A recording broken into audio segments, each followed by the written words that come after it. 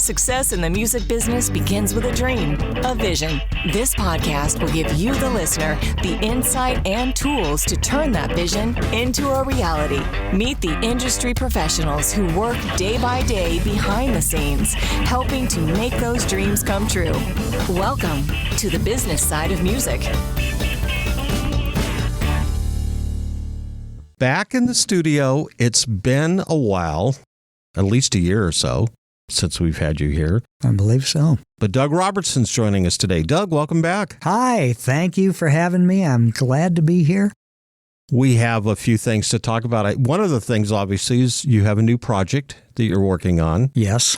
Along with this one, if you are watching the video, this is the Epiphany limited release. Yes. I'm honored. I have a limited release. You have that is for fans only. They have a special access to that.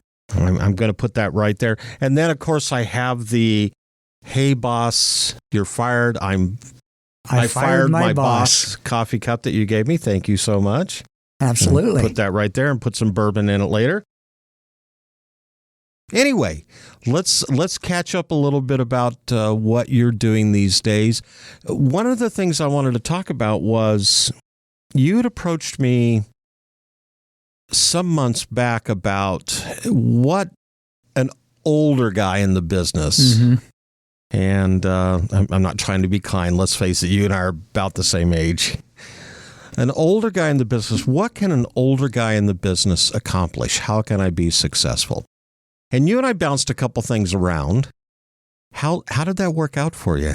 A lot of it depends on how you define success. That's true. If you're defining success as making a lot of money, you'll probably do better on retirement. But honestly, about 0.1% of anybody's in the music business, if they define their success on making a lot of money, that's about what it is, 0.1%. Yeah.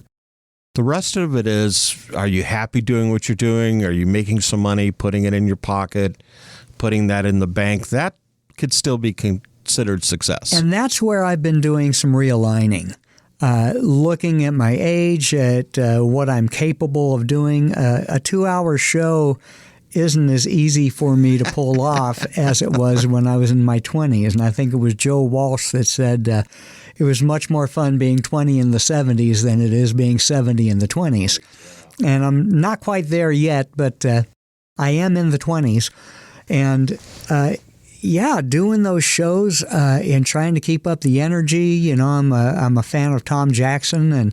And boy, if you're going to do a show like he has you do, you're going to be all over the stage and lots of energy. And I tried to pull that off. Yeah. But by golly, especially if you're playing outdoors in Nashville, it is a rough go.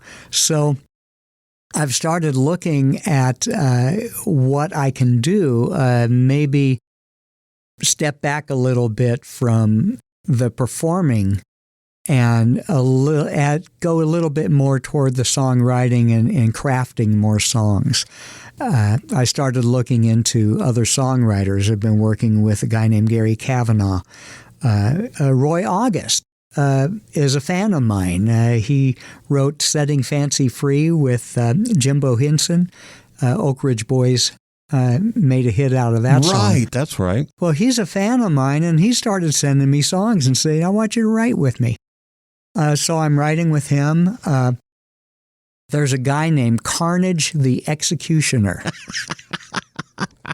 I met him at a CD Baby conference. He was a keynote speaker there, and the guy's great. He's a beatbox guy.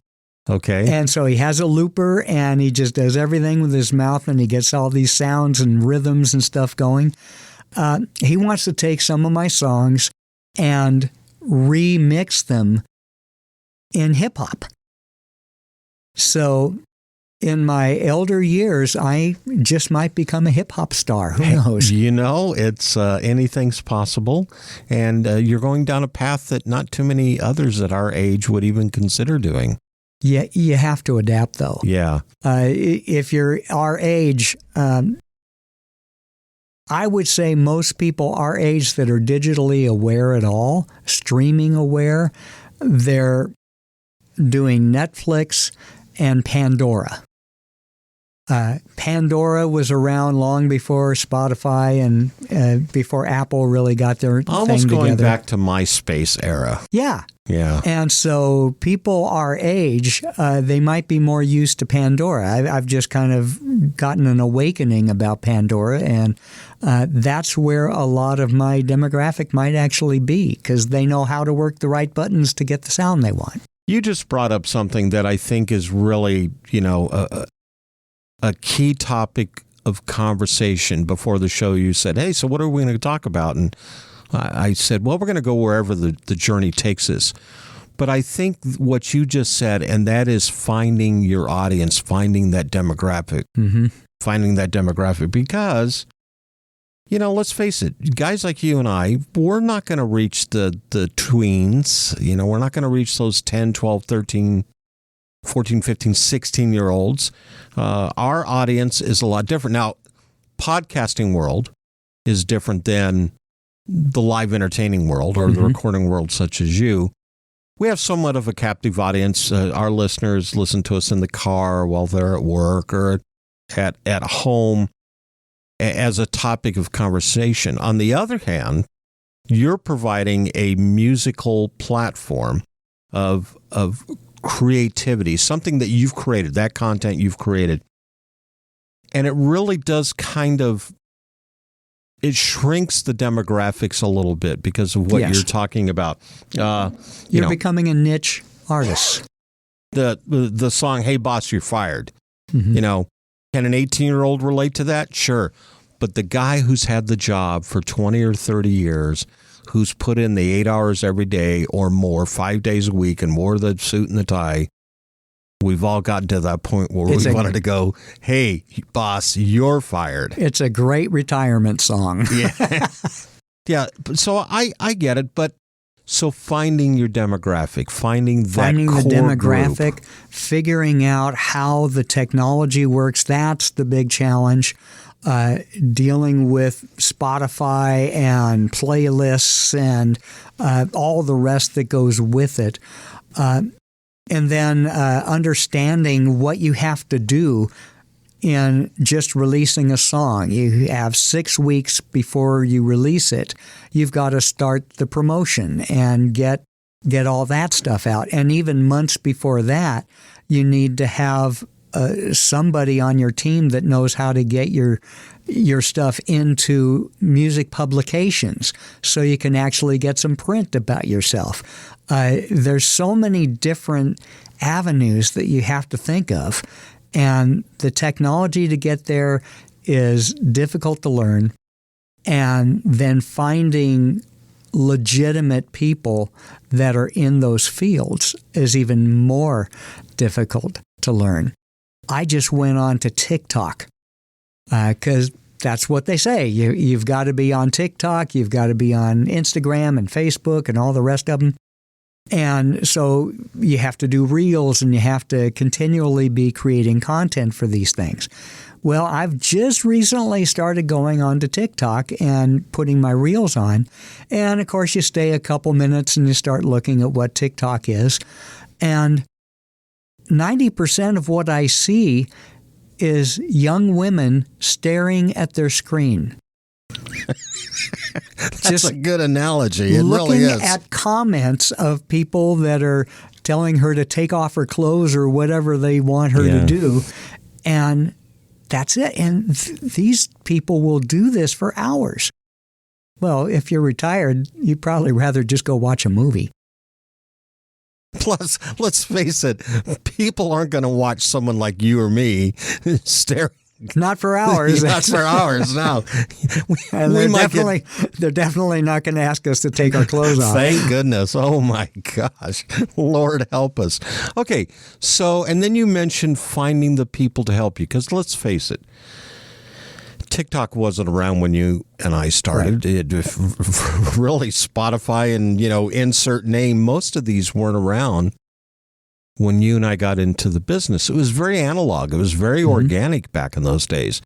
I love what you said, that you really have to do 6 weeks of prep work to get a song out there. Yes. When I worked at the record label, we had about a week setup, maybe 2 weeks at most. We'd let the radio stations know the song's coming. Now, we would say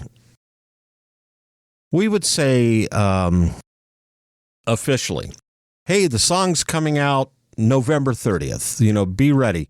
But we didn't care if anybody added it early. We'd give them to them whenever they wanted it, and we just wanted to see if the thing would grow. But it's a lot different world now. And you also had a team of people that would do the promotion Absolutely. and handle the distribution and yada, yada, yada. There were so many different pieces of the puzzle that got put together by the team at the record company, which is why the recording artists there wouldn't make all that much. Well, now, percentage-wise, you're making all of it, but then you're doing all of it also. And that's where the rub is, because there's just some stuff that you don't have the connections or I might be a great songwriter, but writing copy for a publicist to send out is a different thing. Right. Do you find when you're trying to seek out those people to help you, do you find it difficult to find those individuals that can relate to what it is that you're doing? Is there an age difference there? Because once again, we're not talking about a lot of people our age that are still in the business. I've not really found any problem with people relating to my age or to the style of my music. Just an aside, I spent some time working with a song plugger over the summer, and her name is Sharon Clark. I don't know if you know her, but she gave me some great insights. And but at the very beginning, when she was listening to my music, and she is around our age, but her job is to get songs placed into the marketplace. And so first thing she says when she starts helping me analyze what I'm doing, she's listened to it for a bit, and she says, I'm trying to find a nice way to say this, but your music is a little bit dated. And I said, well, thank you very much, because I call what I do new vintage acoustic rock, and it's not vintage for no reason. Yeah, right. That I write purposely for that, as an older audience would enjoy. So that eased up things between her and I learned a whole lot from her. But as far as the publicists go, the people that I have been able to get in contact with, they really don't need to relate so much to the music as they need to have the know-how of where to send your particular genre or your particular thing to get the biggest style, bang. Right. Yeah, your style to get the biggest bang out of the buck. And so, but it's still, you still want to get your name in Rolling Stone. You still want to get your name on Billboard. You still want to get your name into these publications that are music publications all over. Correct. They're the ones that have the ins. They're the ones that know how those things work and how to get into those things. So that's one area of finding your audience, and that's kind of a shotgun blast.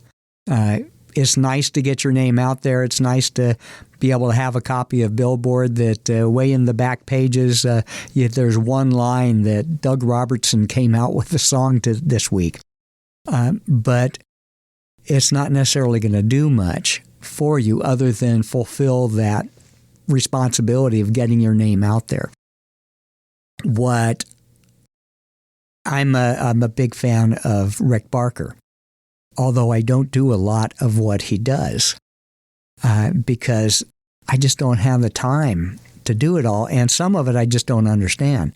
But one of the things that he says is to take, you can $1 a day on Facebook.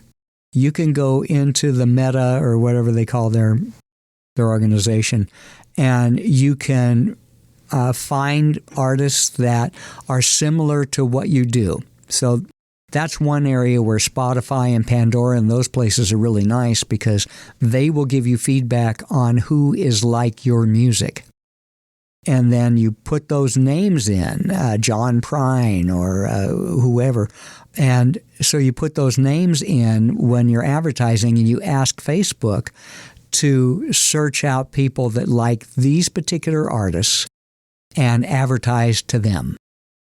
And then you'll get an audience from there, and that gives you, a listing of potential fans that you then can approach with your music and try to get them interested in what you're doing.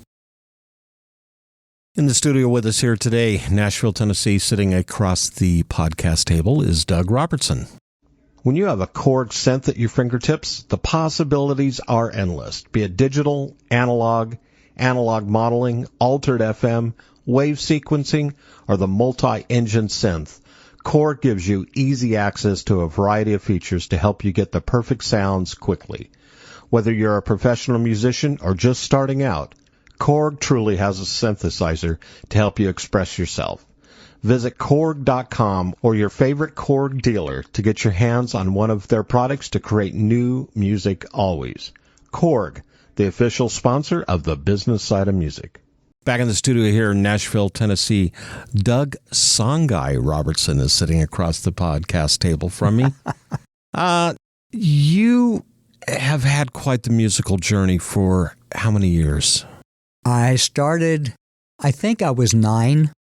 Watching the Beatles on Ed Sullivan with my grandmother taking me into the room saying, I want you to listen to a musical group. And don't turn out like them. Well, she didn't say that. She really was a believer in my musical career even at that point. At 9 years old. At 9 years old. But she, I thought she was going to have me watch Sing Along with Mitch or Lawrence Welk or something. And I go out there, and there are these guys singing and playing guitar, and they were pretty good. The music was pretty good, but what got my interest was the girls in the audience pulling their hair out and screaming and fainting. And I thought, gee, I want some of that. My little 9-year-old brain. You naughty little boy, you. Your musical journey started at 9. When did you really start taking this on as a serious profession? I wanted to do it since middle school and high school. I earnestly learned how to play my guitar and sing, and we'd be doing all our songs in the quad. This is during the 69, 70, 71 era. And so I'm singing Crosby, Stills, and Nash with my buddies in the quad.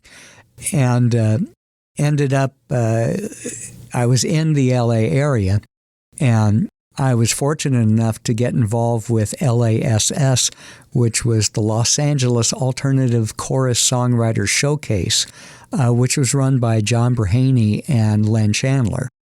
And those that know the music business and know songwriting know that those guys were the pioneers in analyzing what made a hit song, and were able to actually train people to write songs that could be hits. So I spent time listening to them and going to the showcases. Capitol Records, that big building that looks like a stack of records in Hollywood you see in the movies. We would go there in the basement once a month, where they had the recording studio for orchestras. They'd set up some grandstands and bring popcorn and wine and showcase artists out there, showcase songwriters. And I was one of the ones that would get showcased every so often. See, I never knew this about you. That's great. I love that. It was an amazing time. And again, this is in the early 70s. So I got that experience. I was able to go to UCLA for a semester and take songwriting from Al Kasha, who was a big Broadway writer. So there was an awful lot of material there that I learned and developed and totally ignored for many, many years until I realized, ignoring that really hasn't benefited my career at all. But I was trying to be a big hit writer, and of course I was an arrogant kid that thought, well, what do these guys really know about music? Your writing style, you talk about starting to write back in those days versus what it is today. I was listening to one song earlier called Eat Good that you had written that I absolutely loved. And I thought, okay, this to me is what I would enjoy listening to on the radio. And I don't think there's enough of it out there like that. But how you put a song together back then versus how you put a song today, how much of that has changed, or has it for you? I think what's changed, well, I'm not even sure that's changed. I started out really learning how to write songs, even, despite John Brahaney and Al Kasha and those guys. Getting in your way, right? These guys are getting in my way. I would take songs and that were already hits, and I would rewrite them. I would take a Beatles song and I would rewrite the lyrics and use their music. And then I'd go the other way around and I'd use their lyrics and I'd try to write different music to it. And so that taught me a lot about structure and about how songs work, and it kind of gave me at least an innate sense of why a song may work over what I was doing to it. Is this something that you came up with on your own, or was this something that somebody pointed you in the right direction? Because I wouldn't think about taking, like, say, a Beatles song and taking the lyrics and writing my own music to it, or vice versa. I was, again, this is the arrogant 9-year-old that wanted to be like the Beatles. I didn't know guitar then.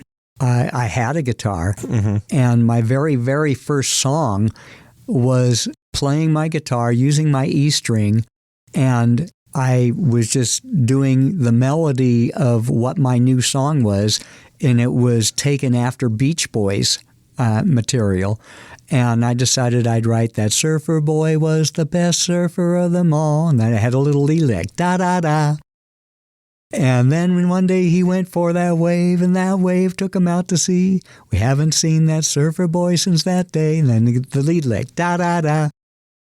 And it was that kind of experimentation that I did that led to taking the Beatles songs and changing them around. And other people's music. Then, after a while, I learned that I really can't copy what everybody else did exactly and just put my own thing to it. So I would experiment with chords and music and melodies and try to find something that I hadn't done before. I think everybody's gone through the phase where they're doing the 1-4-5 blues progressions. Because it's easy. Yeah. It's simple. And I can say I probably have 5 or 6 or 7 songs that are just that. But after a while, I get tired of doing that, so I have to figure something else out. So I'll sit at a piano and just play around with notes and chords on a piano. And that gives me an idea. Then I translate it back to guitar, and that's a different style. Or I'll just throw in some chords that make no sense to me because I'm not that good at music theory. So I'm throwing these fingers on my fretboard and I strum it and go, does that sound good? No. Okay, try something else. Does that sound good? Oh, that's kind of cool. And so I'll develop from there. Build your own chords. I'll build my own chords and then try to figure it out what the names of those chords are later, and usually I'm wrong.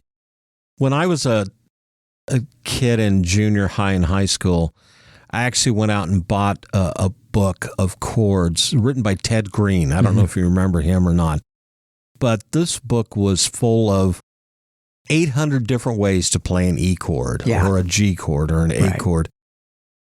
And it was very stimulating finger exercises. But at one point, when I was playing guitar, after having left the bass and before I started playing keyboards, I realized that, okay, I could know 800 different ways on how to play an E chord, but unless I was going to be some kind of a fusion, new age jazz musician, I just didn't see the world for it. You know, maybe I should say, I didn't see the reason for it, and tried to keep things simplistic. Was that kind of your approach too? Yeah, I would. Of course, I have to be able to remember what I'm doing. Right. Yeah, that helps. And know where my fingers are supposed to go, especially as you develop a catalog and you're going out and performing, and you're going to perform for 2 hours. And you've got all these different songs of all these different styles. I had songs that were country. I didn't know they were country. I thought they were rock and roll. And then I had country songs that ended up being the opposite, being rock and roll songs. Was that because somebody told you that, or that's just generally yeah, okay. Yeah, I would go to one of these songwriting conventions or a music convention, and they always have the publishers there that are going to listen, and so I would go, okay, this guy is rock and roll, or this guy's rock, so I'm going to take my rock song to him, and I played it for him, and they said, that's not rock, that's country. Oh, okay. Somewhere along the line, the line between rock and country moved. Yeah. And because it was rock and roll when I played it, or when I wrote it. So, yeah, things are constantly changing. Let's get back to your songwriting style now. Is it easy? Is it as easy? Is it easier? Is it less so writing than it was back in the day for you? Do you still come up with creative ideas? And let's use the song Eat Good as a perfect example. Mm-hmm. Where does something like that come from? Schlotzsky's Deli. Oh, okay. Which are hard to find anymore. Right. Find a good Schlotzsky's Deli anywhere around here. It's a little Texas fast food restaurant that expanded and then kind of retracted. Yeah. We had two of them. I lived in Reno, Nevada for 36 years. And in the 90s, I think it was the late 90s, early 2000s, they had 2 stores out in Reno. And I played out there. And if those of us old enough to remember the Schlotzsky's commercials, they were very innovative musically. They'd have very creative songs for their product. And so I thought I'd get in on that. And so I was talking to the owner of the 2 Schlotzsky's Delis I was playing at, and wrote that little ditty, Eat Good, for them. And it had some different lyrics. Funny name, serious sandwich. And because you had to put in their little catch line. It never really got anywhere, so I decided, well, I'll just change the lyrics out and make it a little more general. So I have a little bit more general song from that now. But that was something I hadn't played with. It's a swampy blues tune. I haven't released it yet. So hopefully it'll be released in 2023. Is that going to be part of your new project you're working on? That's part of the new project, yes. Yeah. Because jumping back a little bit, the Epiphany, especially the limited release I have here in my hands, this came out when? 2020. Yeah. This is your most recent one, correct? Yes, and it's coming out kind of in 2 parts. Epiphany itself is slightly different. It's only 6 songs. It's an EP. And all of those songs have been released now. You can hear all of those songs on Spotify or any of the platforms. The newer songs just started coming out in September. No Competition came out. That, to me, that's a fun song. It's the first time I've written an actual rockabilly tune.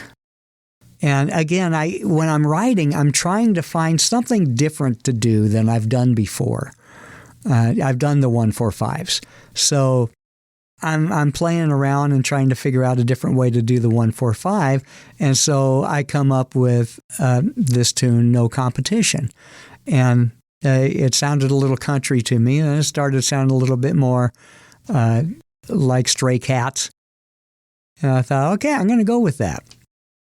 But let's jump back to what I was asking earlier, the songwriting, those creative juices. Mm-hmm. Do you feel like that it's still a very deep pool for you to pull from? I do, and I think that I think that what happened is in the middle of my career, in my 40s and 50s, I was pretty much doing the same thing over and over again and just kind of coasting on old songs that I'd written.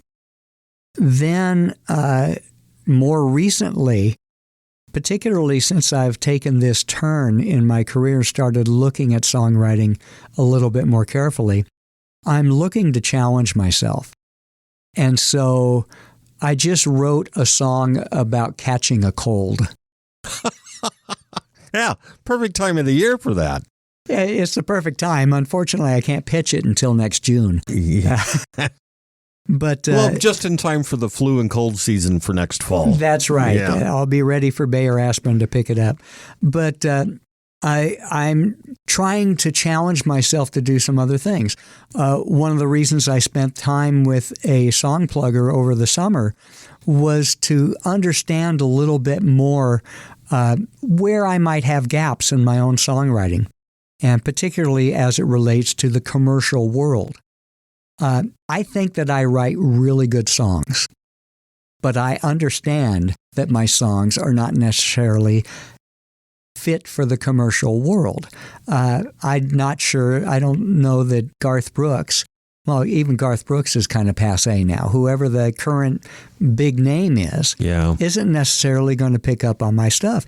And a couple reasons for that is just the way songs are being picked up right now. They're being picked up with inner rhymes. So there's a lot of inner rhyme going on in the verses. There's an unexpected rhymes. If you have an expected rhyme to, my first line of the song is, I've got a cold taking hold. Mm. And hopefully taking hold isn't expected when you say, I've got a cold. So just trying to do things like that and trying to mold the song to see if I can make it a little more creative, a little bit more commercial. And to me, people say that's a bad word. To me, commercial means communication.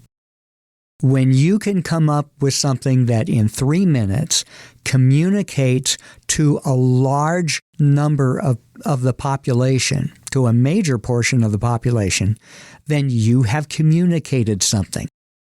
Now, in addition to that, somebody made a whole bunch of money off of that communication. Right. Yep. And they call that commercial. But it's actually a communication technique. And if songwriting is communicating, then it makes sense to try to hone it so much that you can communicate whatever it is you want to say to a larger audience. On the show with us today here in Nashville, Tennessee, Doug Songuy Robertson. Hi, everyone. I'm Larry Butler, and I want to send you a free digital copy of my new book, The Singer-Songwriter Rulebook, 101 Ways to Help You Improve Your Chances of Success. That's right. Everything you need to know to launch your career as a singer-songwriter, all based on my 40 years in the live performance arena. And believe me, I've seen it all.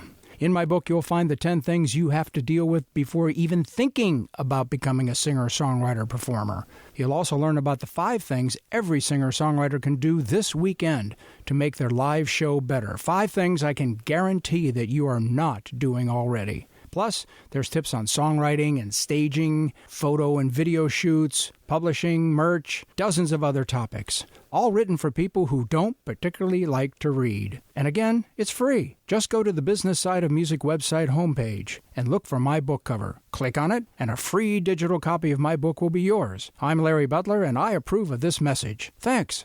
Back in the studio with Doug Songuy Robertson, we're talking about all kinds of things that are going on in your career. New project that you have coming out now. Is it titled yet? Have you finished it? You still working on it? I've decided, I'm not sure, but the Epiphany CDs that I've created may be my last album efforts. Really? Yes. What brought you to that conclusion? People don't know what to do with a CD anymore. Yeah.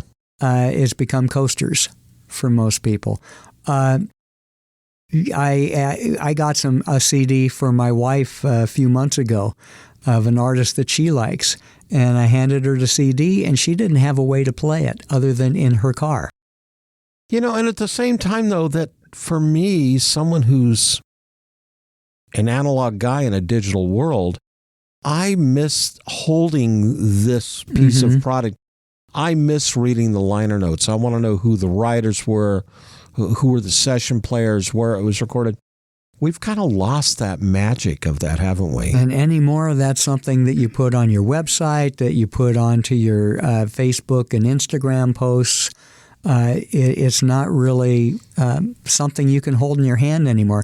And that's a big difference between our generation and what younger people are doing. They don't want to have it in their hands. They've got too many things going on. So they just want their phone. If they can access it through their phone, you're good. Yeah. It's kind of sad commentary, though, at the same time. But let's jump back to the new project.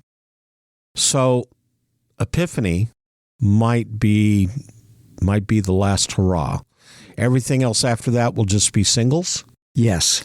And that's how I'm handling the last half of the Epiphany limited edition that I handed you today. Right. That has the first 6 songs that are already released, and I released them on CD Baby as an album, as a EP. And it has a slightly different cover on it. In the lower right-hand corner, you see the actual cover of the Epiphany album. So the Epiphany limited edition that I created for fans has the next 6 songs. So mainly so my fans can get access to that before I actually release it. So those next 6 songs, I'm going to try to strategically release over the next year or two. Do you market yourself differently now that you're looking at more of being a singles artist than you are an album artist? And when I say singles, it's not singles necessarily at radio, because that's not really the game we play too much anymore. Now that we have Spotify and, as you said, Pandora and other playing platforms. But is your attack plan, your game plan, is it different? Mine hasn't, but that doesn't mean that I'm right. I'm just doing what I've learned how to do, what I think I know how to do, and I still have the same holes and blind spots that I had when I was promoting the album. Are you finding people that can help you maybe navigate those potholes in the road? That is the most difficult part of the journey. Okay. When you go online, anybody that's been online, particularly if they've presented themselves as some kind of an artist or having something to present, you get tons of people that are responding to you, all for the wrong reasons. You have the con artists that are trying to get you into a romantic relationship where you can give them money, or into they want you to buy Bitcoin, or they come in all kinds of angles. One of the most common ones that I've seen is, send me your picture, and I'll put it onto my Instagram page for $25. What a deal. What a bargain. Yeah. And I go to their page and I see they don't have many, they got 15 followers, and they want me to pay $25 to put my picture on their page. And how is that going to help me? Yeah. What's that going to do for my career? So you do have to be very wise about deciding who you're going to trust. And then even beyond that, they're offering all kinds of things. We will promote your thing, to the point to where now there's even people that claim that they're promoters and that they can help you promote your product. That, again, is something that it's difficult to try to wade through. Again, they want a fee for their service, which is reasonable. But that fee is going to, who's it going to? Is it going to somebody with experience? Is it going to somebody that has the connections that you need them to have? I've hired some folks in the past that have been helpful to some degree or another, usually not to the degree that I want. Right. One of the gals that I hired was very good at creating reels, which is different than posts, which is different from stories. So I learned from her to create reels. And that was just before Instagram changed over to all reels. Now, if you have posts on Instagram, if it's just a static picture with a comment on it, that now is in your reel box. So they don't want static pictures. They want action. So you have to create the action. So she taught me how to do that. She and I both bemoan the fact that you don't hold the camera correctly when you're making reels. You're supposed to hold the camera sideways and get the landscape. Instead of a portrait, it needs to be horizontal instead of vertical. Right. Yeah, it's been a big bone of contention for me for years. But now, if you're going to put if all your major advertising is on Spotify or is on Instagram and Facebook, you're going to have to do it their way. So you have to film it wrong. Right. But finding somebody that I just recently had actually Eat Good, I was going to try to release for the month of November of 2022. And I decided to pull that back because of a disappointing relationship that I hoped was going to work out with someone that could help me with the publicity side, and it just fell through. The person that relationship never really coagulated. Yeah. So, and I was hoping that she would be able to take on this song and then the other songs coming after, because I would really like to release something about every 2 months. But again, I'm on the market. I'm looking around to see who it is I can depend on, who's reliable. I think that can honestly be the toughest thing you ever have to do, and that's assembling that team that you can rely on. Yeah. I'm seeing more and more of the indie artists starting to align themselves with not so much an indie label, but indie marketing companies. Yes. But even they only have a limited amount of resources from a staffing perspective. I mean, if you have 5 or 6 people working 20, 30 projects, something's going to probably fall through the cracks at some point. And you don't want it to be you, especially if you're paying for it. Right. You have to stay on top of whoever you're working with. And looking at a company like that, you need to take a look at what's already on their plate. If they've got a whole bunch of people on their plate, and this is, I think, the problem that I had with this one person that I wanted to connect with, that I think she just had too many people on her plate and too much to do. And I don't know why she didn't respond and just say, no, I can't take you. But that would have been a lot easier to handle than just waiting for a response and then never coming. The ghosting. Yeah, the ghosting. So you have to take a look at it's quite a balance, because they have to be big enough to where they can be effective and they have a track record. But they have to be small enough to know that you won't get lost in the shuffle. Yeah. And then you have to stay on top of them anyway, just to make sure you don't get lost in the shuffle. That's a balancing act. And that means that you're continually creating content for them to work with. And that's part of your job. So let's find out, how can people find you? How can they find Doug Songuy Robertson? SONGUY.com. Songuy, just one G. I'm on Instagram as Doug Songuy Robertson. The same thing on TikTok and Facebook. So you can contact me there. I'd love to hear from people that are interested in working with me. I have something called my widespread crew, which is an email list, which is something we hadn't even talked about, having an email list. And those are people that I actually do go to for help. And they have helped me with various projects that I've done. When you go to them, when you say you're going to them for help, what kind of help are you seeking? I had a song that did very well called Why Are Armadillos in Nashville? Right. There's a cartoon to that on the video. It's a lot of fun. I had the people that are on my widespread crew, they gave me the names and some of the backstory of the cartoon characters.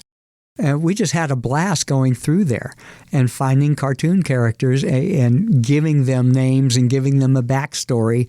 And I used that in my promotion for the song. Another thing that they can do is I love playing smaller venues. So if they have a house that they could bring their friends in and I could come in and do a show, that's the kind of thing I'm open to. Some of them have expertise in various forms of production. As I don't know if, I think I did mention that one of my fans on that list is Roy August, who wrote Setting Fancy Free. That was a big hit for the Oak Ridge Boys. Yeah. And he's started writing with me. So I never know who's going to be on that list. And so I'll send out a note saying, here's what I need. Anybody out there have the time to help me with it? I think email lists are extremely important. I know that, in fact, we have just spent the last few days, an associate of mine and myself, going through our email list of about 40,000 people and culling out the ones that are either not responsive or it's bouncing back. It's no longer a valid email address. That in itself could be a full-time job. Yeah. Yeah. And when you're a small operation, you still got to take the time out of your day to make those things work. Because otherwise that email list is not doing you any good. Right. It needs to be effective. It needs to be going to the right people. It needs to be going to people that are willing to be engaged with your career. So after your mom and dad and brother and sister sign up for it, the other people have to really have an interest in your career enough to put themselves out for it.